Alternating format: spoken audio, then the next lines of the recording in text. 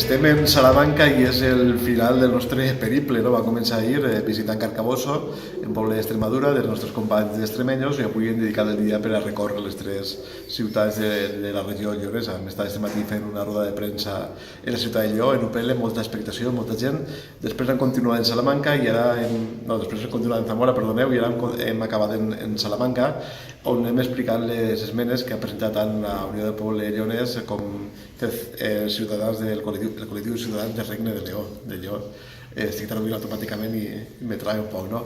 Bé, ha sigut molt profitós, hem vist a vells amics que feien temps que no veiem i hem aprofitat per explicar això, el que anem a fer, anem a defensar aquestes esmenes perquè pensem que tant si s'aproven com no s'aproven també és una manera de posar damunt la taula els problemes que tenen aquestes zones oblidades. Nosaltres continuem teixint complicitats, continuem conformant aquests col·lectius ciutadans, aquests partits d'àmbit autonòmic, una nova aliança d'aquells partits que fins ara ens han negat la veu. Volem utilitzar Senat per això, per ser la veu de totes les parts perifèriques de l'estat espanyol que a hores d'ara no tenen veu. I continuem encantats perquè estem en la que ens ho passem molt bé i damunt fem turisme i veiem ciutats tan boniques com aquestes. La veritat que aquesta és de les parts més agradables de la nostra tasca, crec.